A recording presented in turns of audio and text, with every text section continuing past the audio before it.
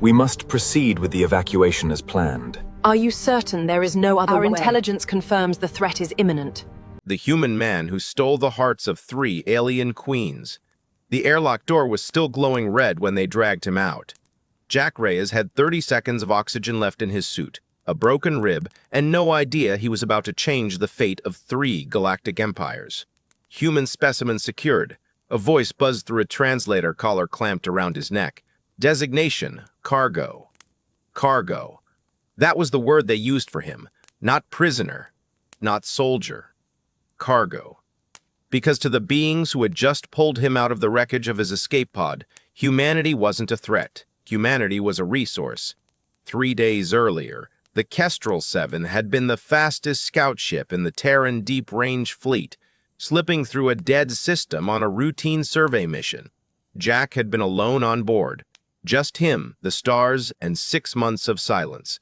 Then the sky tore open.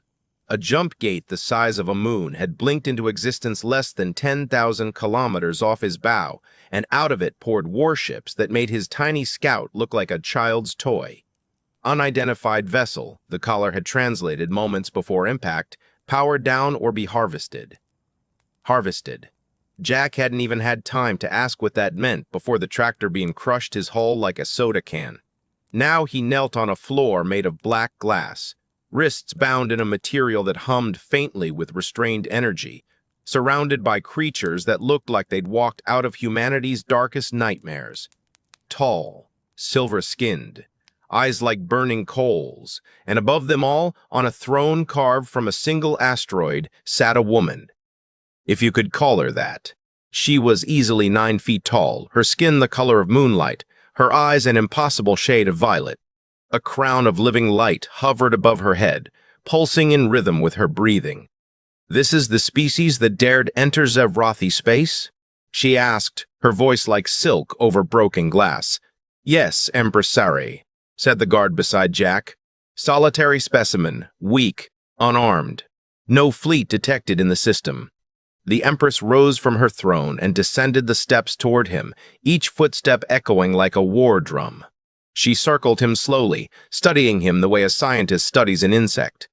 "Small," she murmured. "Fragile.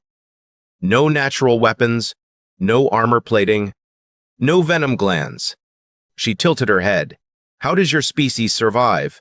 Jack looked up at her, blood drying on his lip, and said the only thing that felt true in that moment. "We ask each other for help. That's kind of our whole thing."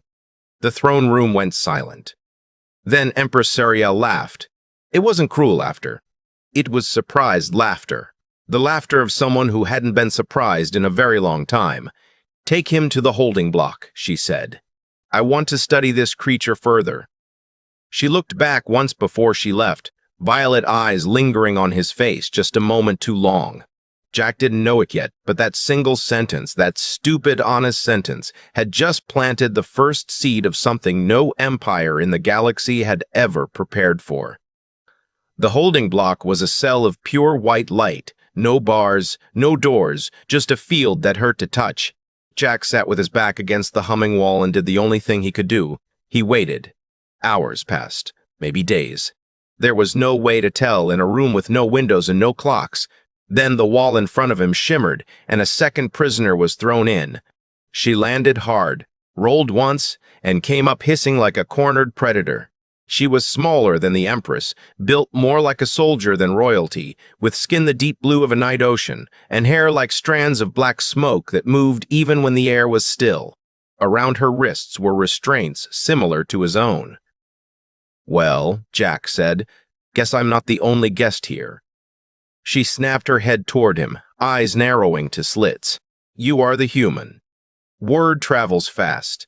You are the reason my escort was diverted to a border skirmish," she said, voice sharp with fury. "The Empress pulled 3 warships off my convoy to come gawk at a broken little animal." "In my defense," Jack said, "I didn't ask to be kidnapped." She stared at him like he'd spoken in a language she'd never heard, which, thanks to the collar, he technically had. "You speak to me without fear," she said slowly. "Do you not know who I am?" "Nope." "I am Chris Thera, war heir of the Vestin Dominion."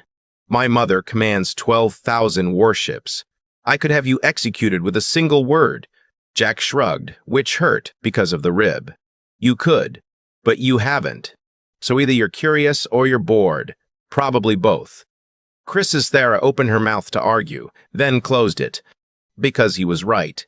And that annoyed her more than anything he could have said. Huh, they didn't know it yet, but Jack and Thera had just become the two most closely watched prisoners in the entire Zevrathi Empire. Because Empress Cyril was already reviewing the footage.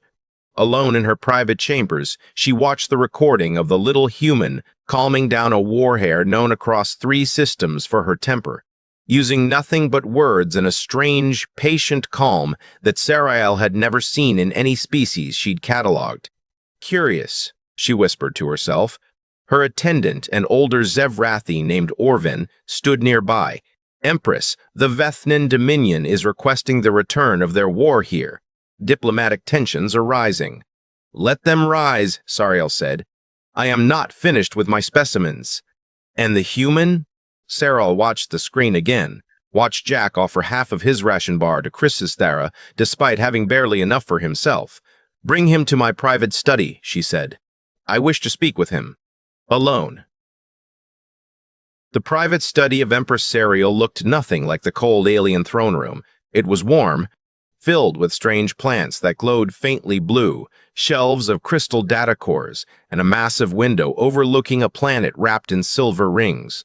Jack stood there, wrists finely unbound, staring at the view. It's beautiful, he said. You are the first prisoner to say that instead of asking for freedom, Sariel said, watching him from her desk. I figure I'll get to the freedom part eventually, Jack said. Might as well appreciate the scenery first. She almost smiled. Almost. Tell me about your species, she said. Truthfully, not what your governments would want me to hear. What you would want me to hear. Jack thought about that for a long moment. We're not the strongest species out here, he said. We don't have the fastest ships or the biggest fleets. We spent most of our history fighting each other over stupid things, land, resources, ideas. He paused. But somewhere along the way, we figured out that the only reason any of us survived any of that was because we stopped fighting long enough to help each other. That sounds inefficient, Sariel said. It is, Jack said. But it also means that right now, there are people back on Earth who don't even know my name, who would still risk their lives to come looking for me. Because that's what we do. We don't leave our people behind. Sariel studied him in silence. The Vethna does not believe in that principle, she said finally. Neither does the third choir. Loyalty in this galaxy is bought, or it is inherited. It is never simply given. Then maybe that's why we ended up out here, Jack said. Maybe the galaxy's been missing something for a long time. Sariel leaned back in her chair, violet eyes glowing faintly in the low light. You are either the most dangerous creature I have ever met, she said, or the most valuable. Why not both, Jack said. This time, she did smile. Word of the human's strange audience with the Empress spread through the ship faster than a plasma leak, and it reached ears that were never meant to hear it. In the deepest section of the vessel, in a chamber lit only by shifting patterns of dark violet light, a third figure watched the security feeds with growing interest. Her name was Nixel, and she was no prisoner. She was the Whisper Queen of the Third Choir, a shadow empire that answered to no throne, no dominion, and no law but its own.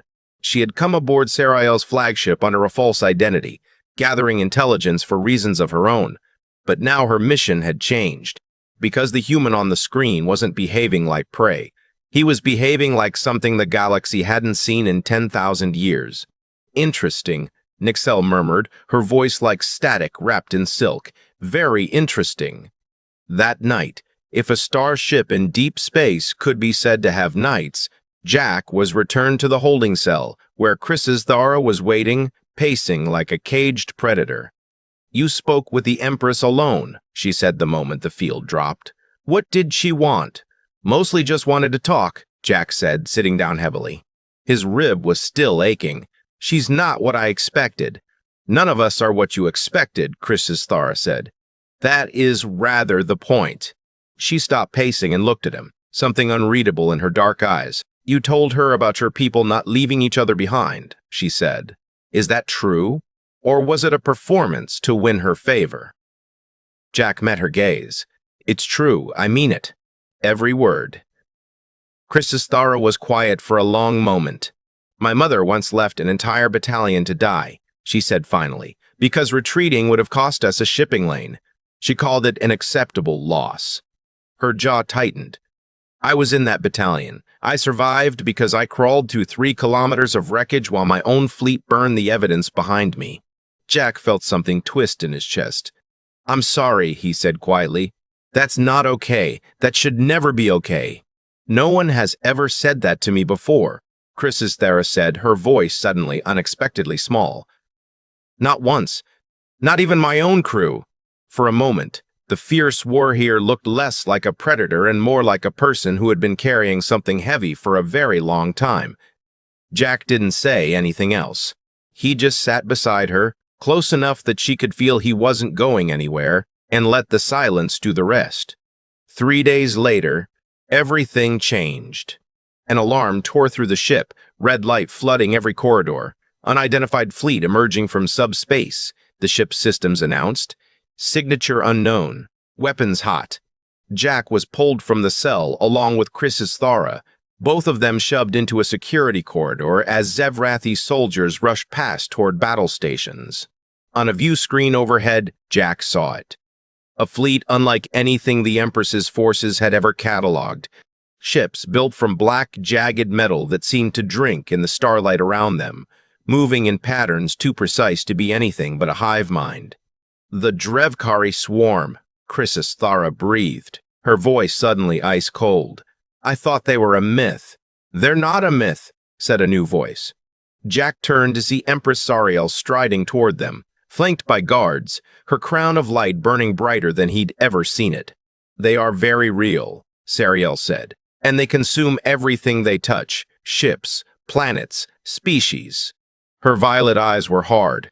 We have perhaps 20 minutes before they reach firing range. 20 minutes to do what? Jack asked. To die with some dignity, Christostara said grimly. No, Sariel said. To decide what kind of empire I want to be remembered as. She turned to Jack, something desperate and calculating in her expression. You said your people don't leave each other behind, she said. I need to know if that was truth or comfort. It was truth, Jack said. Then help me, Sariel said. Not as my prisoner, as my equal. Because right now, my fleet doesn't have the coordination to survive this, and something tells me your kind understands coordination in ways we've forgotten. Jack blinked. You want tactical advice? From me? A guy who flew survey routes for a living? I want a mind that thinks in terms of people helping people, Sariel said, instead of a mind that thinks in terms of acceptable losses. Behind her, Christostara stepped forward. If he's advising, she said, then so am I. My dominion has fought the swarm's cousins before in the border wars. I know their weaknesses. Sariel hesitated only a heartbeat. Fine, she said. Both of you, to the command deck, now. The command deck was chaos when they arrived. Officers shouting over each other, contradicting orders flooding the comm channels, panic barely held beneath a thin layer of discipline. Jack looked at the tactical display, at the swarm of black ships converging on Sariel's fleet from 3 different angles. They're not coordinating an attack, he said slowly. They're coordinating a funnel. Look at the spacing. A funnel toward what? Sariel asked. Toward your flagship, Christostara said, eyes widening as she saw too. They're not trying to destroy the fleet. They're trying to isolate the command ship and consume it whole. Then we don't let them, Jack said.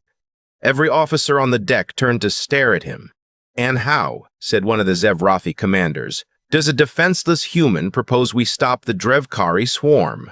Jack looked at the display again, at the rigid, hierarchical formation of Sariel's fleet. Every ship waiting for orders from a single point of command, exactly the kind of predictable structure a hive mind could exploit. You fight like a monarchy, he said. One head, everyone waits for it to speak. That's exactly what they're counting on. Cut the head off, and the whole body freezes. That is how war has always been fought, the commander snapped. Not by us, Jack said. Break the fleet into independent cells. Give every captain out there permission to make their own calls, to protect each other without waiting for orders from the top. Make every ship somebody else's responsibility instead of the Empress's alone. That is insanity, the commander said. Without central command, there will be chaos. There's already chaos, Thara said sharply. At least his chaos gives us a chance.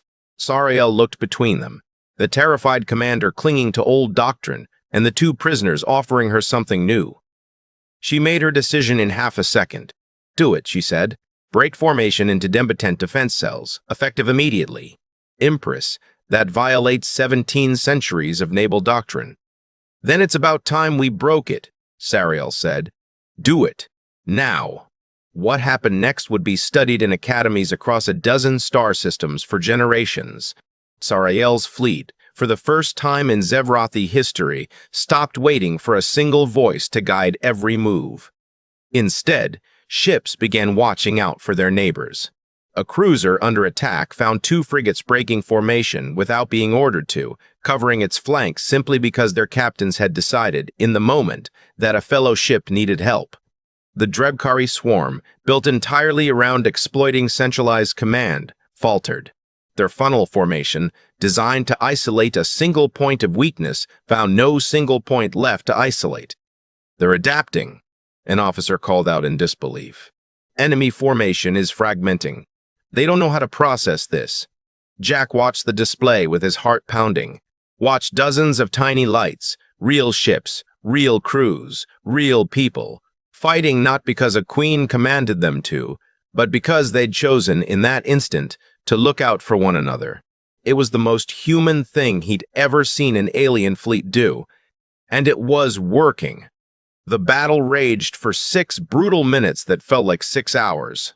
Jack watched Sariel issue commands not as absolute orders, but as suggestions, watched Thara call out swarm attack patterns she recognized from her own people's history, watched the two of them, a queen and a warhare from rival powers, working alongside a stranded human like they'd trained together for years.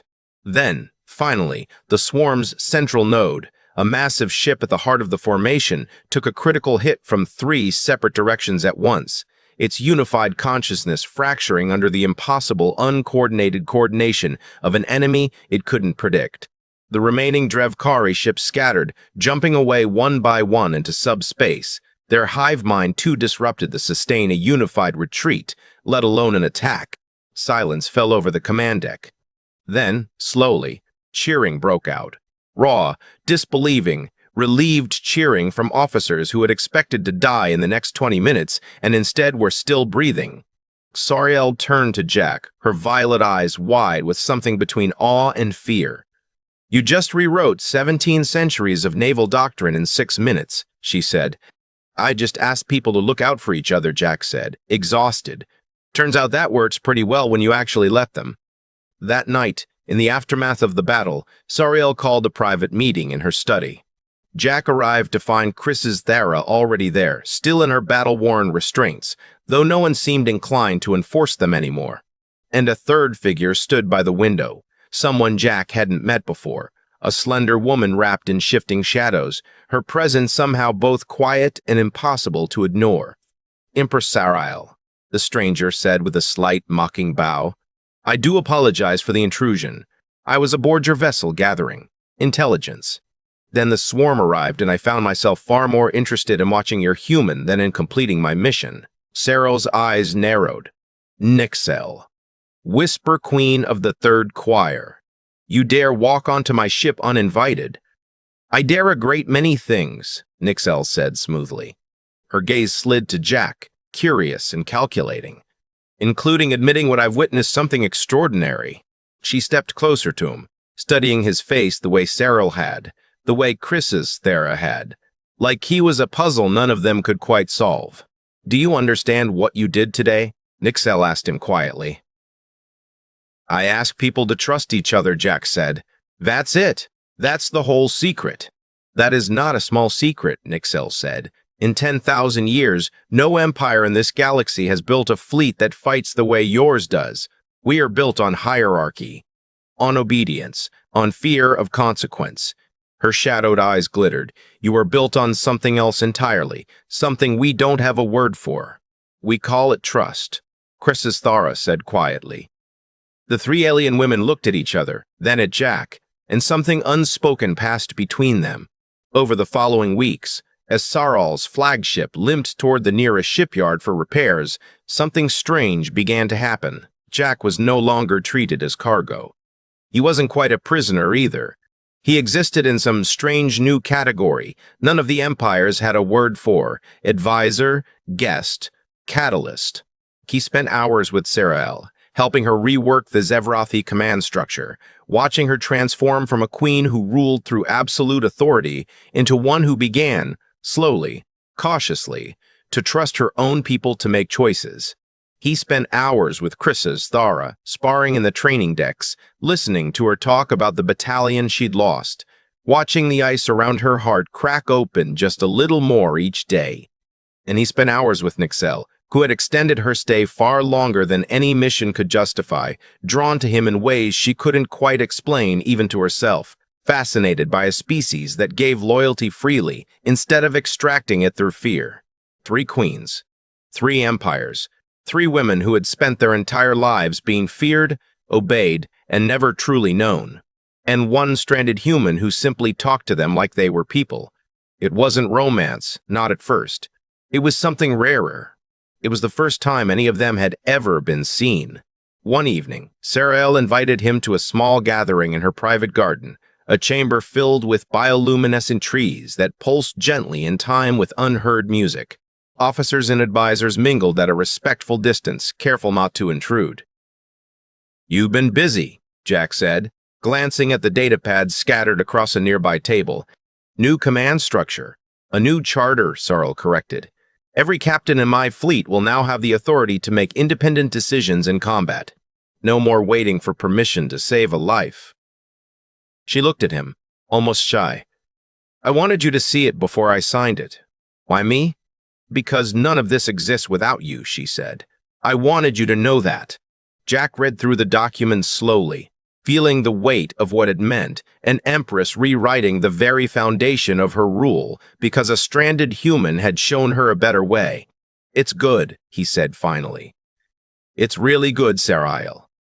She smiled, and for just a moment, the crown of light above her head flared brighter, as if it, too, approved. Later that same week, Thara pulled him aside after a training session, her dark eyes uncharacteristically hesitant. "I want to show you something," she said, leading him to a small, unused observation pod near the ship's hull. Inside was a single faded photograph, an old-style print, not a hologram, of a young Vesnan soldier standing beside a battalion that no longer existed. "This is you," Jack said softly, recognizing her despite the years. "Before the battle, your mother sacrificed you in." "I kept it," Thara said, "because I never wanted to forget what it cost me to survive. I thought that pain made me strong." She looked at him. "You've shown me something else makes me stronger." "What's that?" "Letting people carry it with me," she said. Jack took the photograph gently and studied the faces of soldiers who never came home. "They'd be proud of you," he said. "Every one of them." Thara didn't answer. She just let him stand beside her a while longer, the silence between them saying everything words couldn't. Nixel, for her part, was harder to reach. The Whisper Queen had built her entire life around never being caught off guard, never letting anyone close enough to see the cracks beneath her composure. But even she wasn't immune.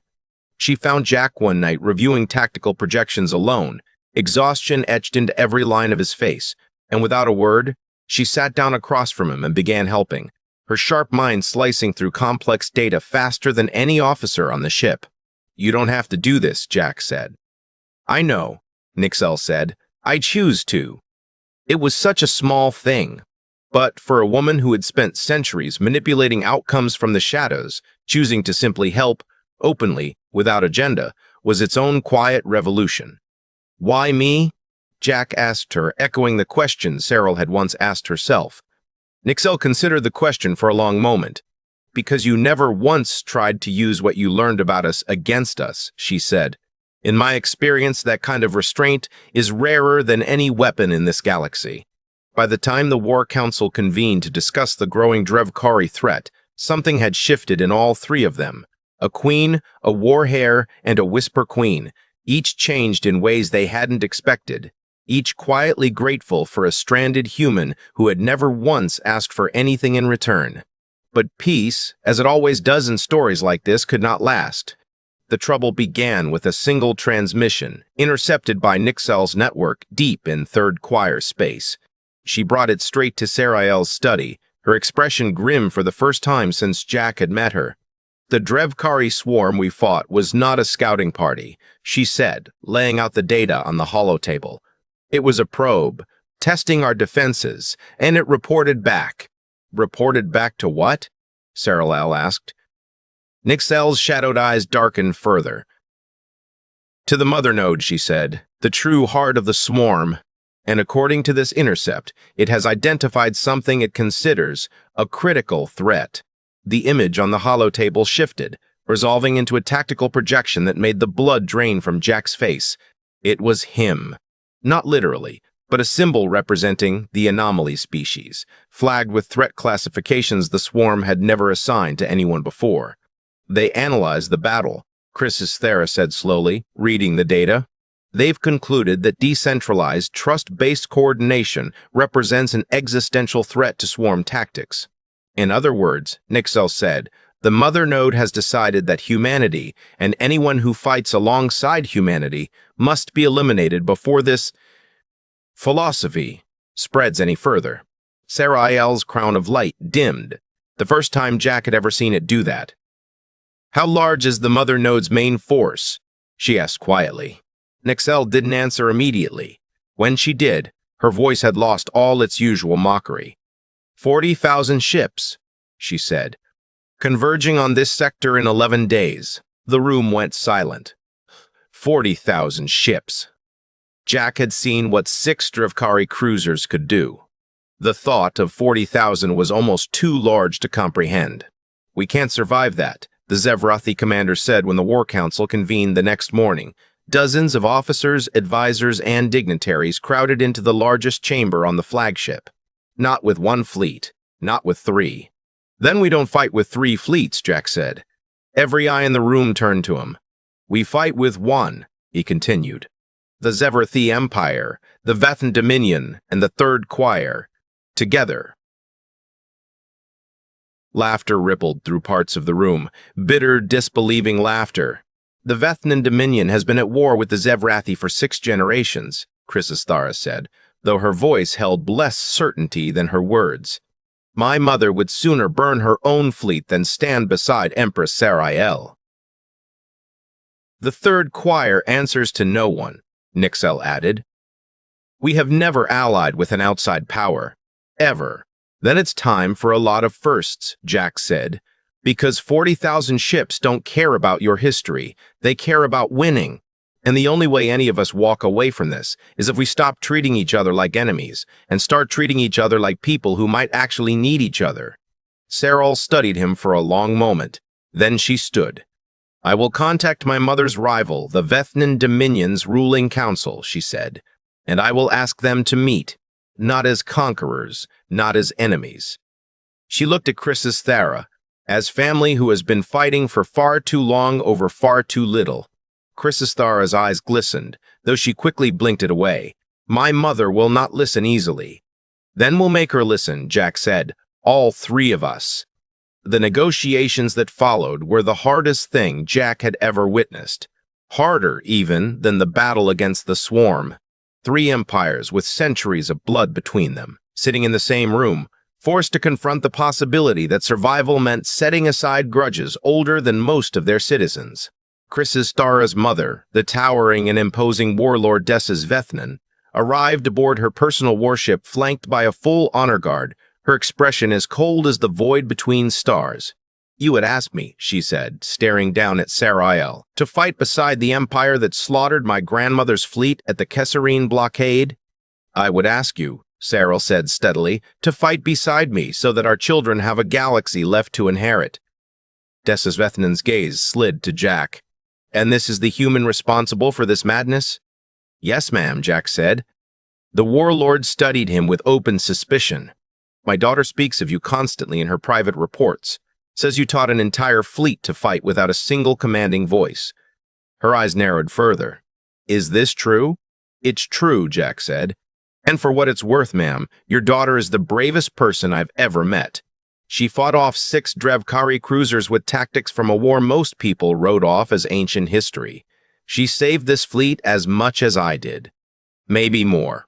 Something flickered across Desisvethnen's stern face. Surprise, and something almost like pride, quickly hidden away. You speak well of my daughter, she said. Because it's true, Jack said simply. I don't say things I don't mean. The warlord was silent for a long moment. Then she turned to Sarael. Show me your battle data, she said. All of it. If this human's philosophy truly saved your fleet, I want to understand exactly how, before I risk 12,000 ships on a theory. It wasn't a yes, but it was the first step toward one. Over the next 4 days, something unprecedented happened across 3 star systems. Enemy fleets that had spent generations preparing to destroy each other instead began sharing tactical data, coordinating jump routes, integrating command structures that had never once considered cooperation. It wasn't smooth. There were arguments, near-violent confrontations, decades of mistrust boiling to the surface more than once. But every time things threatened to fall apart, Jack found himself in the middle of it, not as a tactician, not as a diplomat, but simply as someone who refused to let 3 proud, wounded, frightened leaders forget what they were actually fighting for. You keep doing this, Nixel said to him one evening, finding him alone on an observation deck, staring out at the combined fleet finally beginning to take shape below. Doing what? Jack asked. Believing in us, she said, even when we don't believe in ourselves. Somebody has to, Jack said. Might as well be me. Nixel stepped closer, her shadowed form catching the starlight in strange, beautiful patterns. You know, she said quietly, in 10,000 years of Third Choir history, no outsider has ever earned the trust you've earned. Not through conquest, not through fear. Her voice softened. Just through being exactly who you are. Jack looked at her, something in his chest tightening. I'm just a guy who got dragged out of a broken escape pod, he said. I don't know how to be anything else. That, Nixel said, is precisely the point. Sarael found him a few hours later, standing in the same spot, watching the fleet. Warlord Desisvethnen has committed her forces, she said. All 12,000 ships. The Third Choir has agreed to lend their stealth fleet as well. She stood beside him, her crown of light glowing steady and strong once more. We have a combined force of nearly 30,000 ships. Still 10,000 short, Jack said quietly. Yes, Sarael admitted. But for the first time in longer than I can remember, I don't feel like we're facing this alone. She looked at him, violet eyes soft in a way he hadn't seen since that first day in her private study. Whatever happens in this battle, she said, I want you to know that you changed something in me. Something I didn't know was broken until you showed me what it could look like, fixed. Jack didn't have words for that, so he just reached out and took her hand, and for a long moment, they simply stood together, watching the stars. Krithera found him last, in the training deck, hours before the battle was set to begin. She didn't say anything at first. She just sat beside him, the way he had once sat beside her in a holding cell, close enough that he'd know she wasn't going anywhere. My mother told me something today, she said finally. She said that in all her years of command, she has never seen a fleet fight the way ours fights now. Not out of fear, not out of duty. She looked at him. Out of choice. That's because of you, Jack said, not just me. You're the one who convinced her to listen in the first place. I convinced her because you convinced me first, Krithera said. You taught me that being strong doesn't mean being alone. Her voice caught slightly. No one has ever taught me that before. She leaned her head against his shoulder, just for a moment, just long enough for him to understand everything she wasn't saying out loud. Tomorrow we fight 40,000 ships, she said quietly. But for the first time since I was a child, I'm not afraid. Why not? Jack asked. Because I know exactly who's fighting beside me, she said. And that has made all the difference. The battle began at dawn, ship time, though there was no true dawn in the void of space. Only the sudden, blinding flare of 40,000 Drevkari vessels emerging from subspace in a formation designed to consume everything in its path. Jack stood on the command deck of Sarael's flagship, flanked by Sarael, Thara, and Nixel, watching the largest battle in the galaxy's recorded history begin to unfold. All fleets report ready, an officer called out. Combined force standing by. Then let's show them what trust looks like, Jack said. The order went out. Not a single command from a single throne, but a coordinated call across 3 empires, every captain empowered to protect their neighbors, every ship a piece of a whole far greater than any hierarchy could have built. The Drevkari swarm surged forward, expecting chaos, expecting the same predictable hierarchy they had exploited for 10,000 years. Instead, they found something they had never encountered, an enemy that didn't need a queen to tell it how to fight for each other.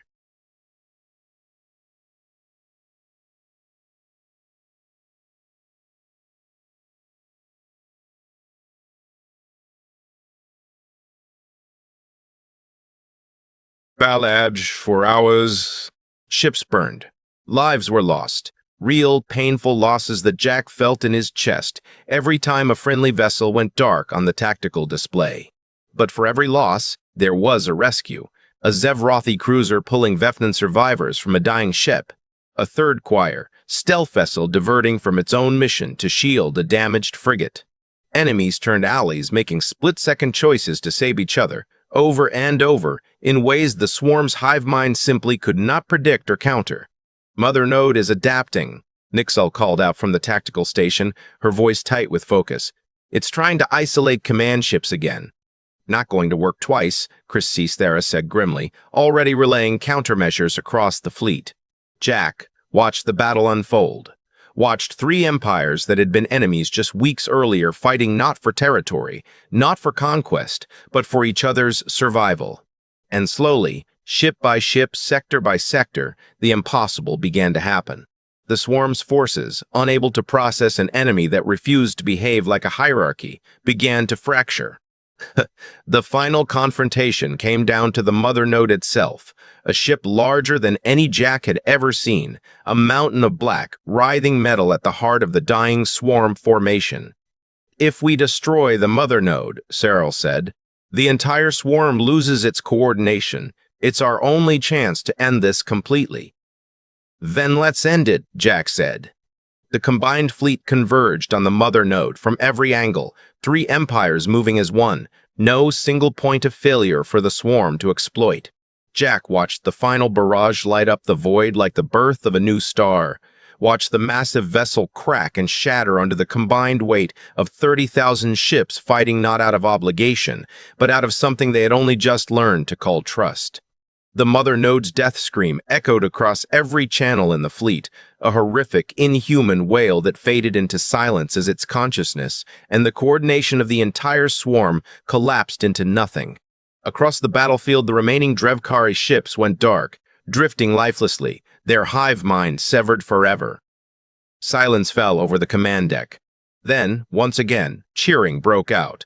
This time from 3 empires, celebrating a victory none of them could have won alone.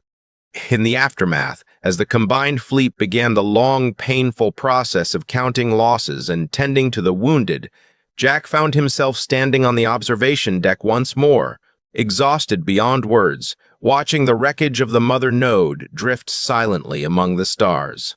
Sarael, Thara, and Nixel joined him one by one, each of them carrying the weight of the battle in their eyes. We won, Thara said quietly, almost like she didn't quite believe it. We won because we stopped fighting each other long enough to fight together, Sarael said. 10,000 years of history, and it took one stranded human to show us how. Nixel added, a rare softness in her voice. Jack looked at the three of them, a queen who had learned to trust her people, a war hare who had learned she wasn't alone, and a whisper queen who had learned that being seen wasn't a weakness. I didn't do anything special, he said. I just believed you were capable of something better. Turns out I was right. For a long moment, none of them said anything. Then Sarael reached out and took his hand.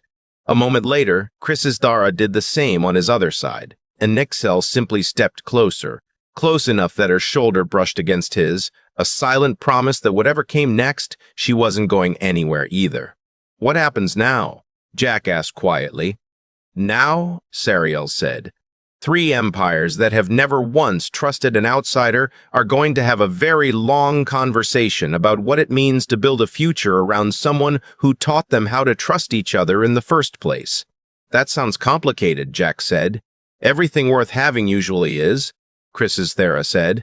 Weeks later, when the negotiations were finally over, when the wreckage had been cleared and the wounded had healed, the first interstellar alliance in recorded galactic history was formally signed aboard Sarael's flagship, the Zevrothi Empire, the Vethnan Dominion, and the Third Choir, bound together not by conquest, but by choice.